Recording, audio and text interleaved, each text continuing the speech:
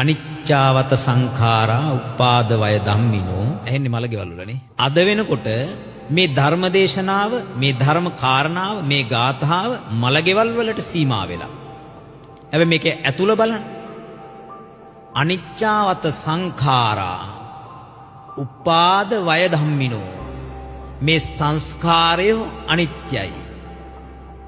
ඒ අනිත්‍ය වූ සංස්කාරය උපාද වය ධම්මිනෝ. ඉපදීම, මැරීම, නැනම් ඉපදීම, අතුරුදහන් වීම, නැතිවීම, උදය වැය ධර්මතාවයෙන් යුක්තයි. උදයව්‍ය ධර්මතාවයෙන් යුක්තයි. උපාද වය ධම්මිනෝ. uppajjitva niruddhanti. උපදිනේවා නිරුද්ධ වෙනවා. තේසං වූපසමෝ සුඛෝ. එය අවබෝධ කරගත්ත කෙනා, එය දිනපු කෙනා මොකද වෙන්නේ?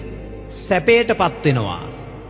දැන් ඕගොල්ලන්ගේ අම්මා, ඕගොල්ලන්ගේ තාත්තා පෙට්ටියේ උඩු අතට ඉන්නේ සැපයටපත් වෙලාද? දැන් මලගෙදරවල් වල ඕක කියනකොට තේරුම් ගන්න ඕනේ එහෙනම් මේ පෙට්ටියේ ඉන්න කෙනා මේ හොඳටම සැපයටපත් වෙලා ඉන්නව ඇත්තේ. නෑ, මේ ධර්මතාවය අවබෝධ කරගත්ත කෙනයි සැපයටපත් වෙන්නේ. තේසං උපසමෝ සුඛෝ. පැහැදිලි? දැන් එහෙනම් මලගෙදර මේක කියන්නේ කාටද?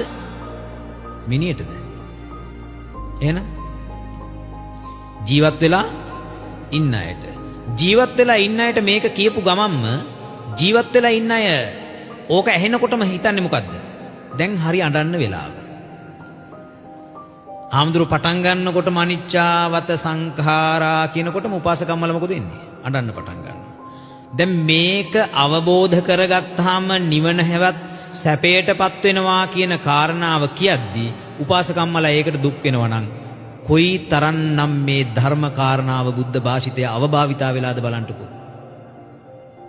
එතකොට මේක මේ මලගෙවල් වල කියන්න ඕන එකක් නෙමෙයි. කිව්වට කමන්නේ. අනිත්‍ය ප්‍රතිසංයුක්ත දේශනාවක් කළාට කමන්නේ. හැබැයි මලගෙවල් වල ඉන්න අයට තේරුම් කරලා දෙන්න ඕනි මේක මේ මැරුණාම කියන එකක් නෙමෙයි.